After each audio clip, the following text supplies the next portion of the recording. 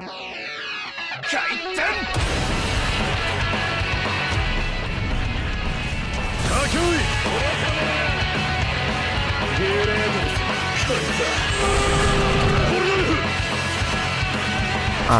so in this video we are going to be doing we're just going to be talking about like the most underrated non-legendary devil fruits. And I'm deciding to do this with like, I didn't want to voice it over and I wanted to use some of the fruits. So obviously it's going to be a mixture of both, but there are going to be some fruits that are just strictly PvP and then some fruits that are just like both and all that stuff. I am going to do PvP with 2 of the fruits, but the 3rd fruit I've used before, and you know their fruits are probably in the thumbnail, but I want to talk about it. So the most underrated non-legendary devil fruit, the first one, is going to be Marrow. I feel like this is obvious that this made the list. It's a very good fruit for PvP. Like, look at these combo extenders. Oh, this guy has no HP, and he logged. Fantastic. I was about to talk about its combo extenders and how good it was. Great. Okay, hopefully we can actually show this off. So, yeah, Marrow is a really good devil fruit that is not a legendary, because you're given a lot of combo extenders, and when you combine this with Crab Cutlass, you're actually given a good amount to work with. Wow. Why does nobody have a lot of HP all of a sudden in arena? Like, the people I'm just fighting back to back don't have much HP, and it kind of makes it a little hard to show off the fruit. But yeah, to be honest, you could combine Marrow with Roku and Blackleg in arena and it would work very well. I think it kind of comes down to preference, but I personally have always just enjoyed Blackleg more, so I'm obviously going to use that. But and I just think it's better because like you get the Collier into, so look, you can do this, right? And you don't need Blackleg for that obviously, but then you can go like this and then Collier, and then you can go with a Crab Cutlass combo extender, and then you can go for like this. Oh, and they died. Boom. Just like that. I mean, it's super good. Obviously, we'll do one more match with Marrow just so I can show it off a little bit more. Okay, let's hope I don't wrap up this match as fast as I wrapped up the others, but Marrow is very cheese. So you know what? One thing about this fruit, expect some toxicity if you are going to use it in arena, because you're definitely not the most skillful person for using it. I'm going to say that. But yeah.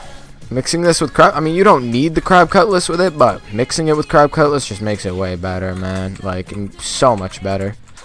Like, you just hit this, and you slam into that, and you'll go for a burst, dash after him, get another combo off, and then, oh, Collier was on cooldown. But that's cool, because at this point, you have enough damage to literally, well, if I had done it right, he definitely would have been dead now. But you have enough. I'm really selling a little bit here, but that's okay. We'll get that off. Alright. It's kind of unfair, dude. I'm not gonna lie. It's a bit unfair. But it is what it is. It's broken. Everybody knows it's broken. I don't know why I don't see that many people using it in arena. Like, I'm a little shocked because, like, you do see it a bit here and there, but I feel like it's not as much as you would expect, considering on how easy the fruit is to get, since you know it's only a rare, and you know, just that kind of stuff, and how good it is. Like, those, you add all those things together, and it doesn't make sense to me.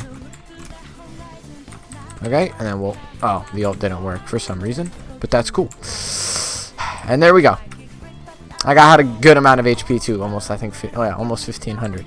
So that just goes to show how absolutely broken this fruit is for PvP. For grinding, I would not recommend it. Like, if you're leveling, then you can make do, I guess, but it's definitely not good by any means for like any sort of grinding. Yeah. Okay, so this next fruit we're covering is Spin. So the thing about Spin is it's literally only good for PvP. Like, anything else, not great. Any sort of arena, nah. But when it comes down to what's it called? I mean, not any sort of arena. Any sort of grinding, nah. But when it comes down to arena, that's its strong suit. That's where it's at. I literally just took 6 damage against a 2-sword style user, and I took off his whole stock, and he has 1300 HP. Like, that is pretty good. Especially, again, when you mix it with Crab Cutlass, you get that extra combo extender. You mix it with Blackleg, you get more combo extenders. It's just better. Works even better. There's not too much to say other than the fact that it's literally only good for PvP and nothing else. So if you want something that'll work for grinding as well, I would not use this. I'm gonna say that right now. But hey, the thing was off cooldown. The grab was off cooldown. There we go. We wrapped up that match stupid quick. Literally, like, so fast. And for what? It was... again, spinning flight, not going to be very useful. But, actually, you know what? We'll do one more match so I can keep explaining. Oh, so this is kind of cool. Oh, no. Okay, but, yeah, one more spin match real fast. Just because, again, not good for PvE in the slightest. Like grinding, you're not going to be able to get any done, to be honest. Because in PvP, you're just strictly relying on spinning Cyclone and on occasion the ult Twister Throw, but that doesn't even do good damage, so you're not even going to really be relying on that if you don't want to. And then we're going to do this, and there we go. It's toxic. I know it is. I really do. It's as if you have Raging Whirl from Two Sword style, but applied to whatever kit you want in the space of a Devil Fruit, which is actually like really good. And only for 100 skill points. But yeah, Twister Throw is also borderline useless. Like you're never going to be using it. It's not very practical to use, to be honest with you. But I still use it just because it's a little fun move to chuck in. I don't know. It's funny to kind of use. So that's like the only reason I use it. Like that. Like now, boom. You just throw them around a bit. It's kind of entertaining. And you finish them with it. That's like it's kind of funny. But yeah, it's really good for PvP. Like it's not. I don't know if it's toxic. Maybe if you combine it with other things, like maybe the way I'm using it's toxic, but itself isn't toxic. Like unlike Marrow, where like I feel like you can't really use it without being like toxic, because its whole thing is combo extenders. But this is just one. But yeah, next and final Devil Fruit. Alright, the next and final fruit I want to talk about is actually a fruit I don't have on me right now, so I'm using background footage to talk about it. Yeah, we'll be a little lazy out here, but that's okay. So this fruit is actually the only fruit that I'm talking about in this video that is remotely good for grinding. You can grind dungeons with this fruit. You can self-destruct the bosses. If you have enough HP, you'll have enough to finish the bosses off too. I'm not saying it's going to be easy. You'll probably need the Skypea map, but it's definitely a lot more viable than the other two fruits, like significantly so. And also, it's definitely different in comparison to the PvP that you'll be getting from the other two fruits that I mentioned, because the other two fruits, it's kind of just combo extending cheese toxicness, but this one actually takes a bit of skill. You know, you're not going to be able to just pick it up, and the build for it is a little more unique than the other ones. You can't really just run high M1s. You're gonna need it's a Devil Fruit main build for sure. I think it's definitely better with Blackleg. I don't really see how it could be better with Roku in any way, because like Bamu dash is a thing, and Bamu is very good. Did I say it was Bamu? I don't know if I said that. I think I just inferred that, making us infer that off the gameplay. But yeah, it is Bamu. So, yeah, the fruit is definitely really good, and the kit is fairly versatile. You can use, like, leap in dungeons to stay above and then check out a swipe. It does take a bit of practice, you know, so you don't mess it up, but it's definitely something you can rely on. You know, self-destructing the bosses, like I said, and how you use it in arena is a bit different. So, again, unlike relying on combo extenders, what you do is pretty much in every M1 combo, you're going to go for a grab, and your grab is going to do a lot of damage because of the build. Like, you're going to be running high Devil Fruit, so you'll be doing at least like 100 with your grab, or like at least 90. And then you can get a guaranteed swipe off if you do it right. Literally just that takes practice, and that's another like 100. So you combine that with M1s, and you're getting like 300 damage combos just off of like every M1 pretty much, because both of those skills cooldowns are incredibly low, and that's good. Like, you can rely on that, but there's one more thing that Bomb has that makes it just great for PvP, and the skill is also a bit useful for PvE too, and that's mines. Every time you get a PB, every time you get a guard break, and hell, just all the time in general, you want to be placing down your mines, because knocking people into them and just placing them whenever you need, that it comes in so handy. If you're fighting like a Pika user or someone who has a skill that you know you can PB, like a Magu user who's constantly checking out Hound and Fist randomly, or someone who uses Fireflies and you know you can PB them, something like that, you want to hold on to it and just constantly, every time you PB, you just place down mines, and you can get hundreds and hundreds of damage off. You could get so much off with your mines, because you could place your mines, then do some M1s, and then do a grab, and then do a swipe, and you'll get all the damage from everything you did stacked, and you'll do probably like 600 damage. It's an incredible amount of damage. And just if you can if you can learn how to do it, you could end matches super fast, and it's like really good. I can't remember exactly how much. I think you can actually do, I think in the footage I'm using, I'm doing roughly 100 with a mine, so you might be able to get off more than 600. I think you could low key, if you land every mine, you could probably do like 500 with just the mines alone, and you might be able to push 800. That might be an over exaggeration, I'm not too positive, I haven't used bomb in a while, but you might be able to push like 800-ish damage with like one like really good one. Because, you know, the mines, they don't always place on the person like perfectly when you PB, but for the most part, majority of them hit.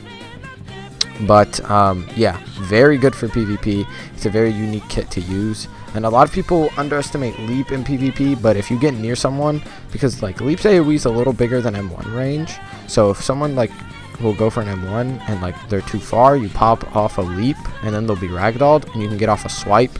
And that's just easy damage. That's like easy, almost like 200 damage just off that, which is like really good poke damage, considering the fact you kind of just do that when you fake someone out. I wouldn't do it if they have Roku, because then they could throw you off and gain M1s off. But if they have like normal dashes and stuff, or if like you can tell where they're gonna dash to, then yeah, I would do it, to be honest.